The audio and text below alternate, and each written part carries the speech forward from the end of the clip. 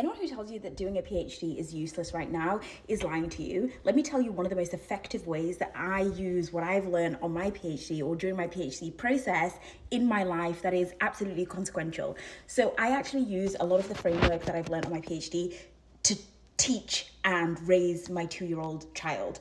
The biggest thing and the most important thing that I use with my child, in my marriage, and in my relationships altogether is separating my perceptions and experiences from actual events and from the things that cause those events. If you're not a critical realist, then you might not understand where that is coming from, but that is the stratified ontology. And it didn't start with critical realism.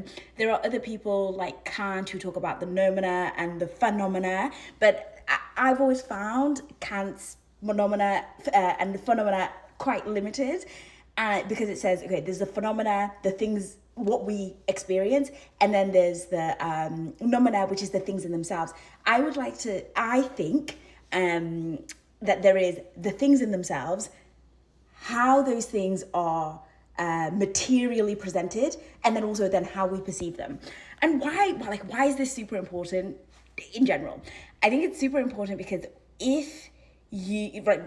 life is confusing right now. We all know that life is confusing. But what can happen is if we take our experiences of things as things in themselves, we can become very, very confused. And for people who are into geopolitics, you'll understand why that is.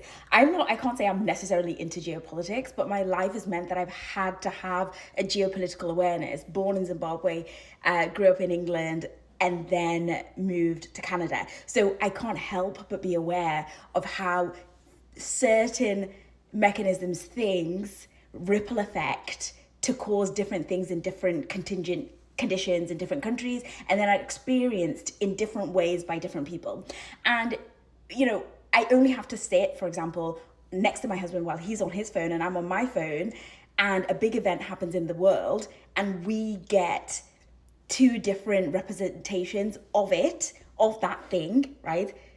We get two different representations of that thing on our For You pages based on what the algorithm thinks we want to see and who we are. So essentially what I'm raising my daughter to understand is that what people think about you is not you, right? That is different. There's a big separation between what people think about you, who you are, and what makes you who you are. These are three different things. And I never want my daughter to go into a situation where people think something about her and she internalizes that as her in herself.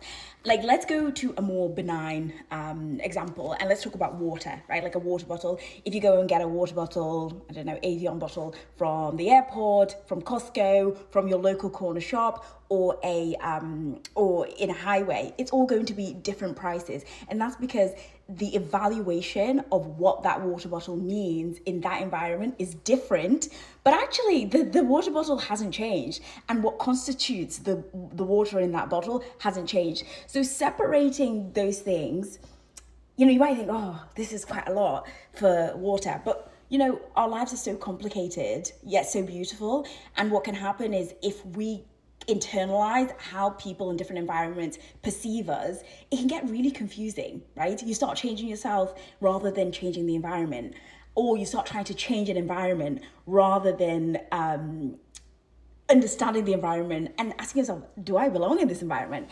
Anyway, so this is just one way that I am using what I've learned during my PhD in order to raise my daughter, and how I use it in my marriage. Because just on another level, right, I think a lot of my coaching students are coming up to me and asking me like, oh my God, what is the point of going to university? Going to, with unemployment high and all these different factors, and people telling them that their education is worthless. And to that, I say education was never about jobs, right? It was never about jobs. It was about you having an ontological transformation as an individual, growing, being able to think for yourself, being able to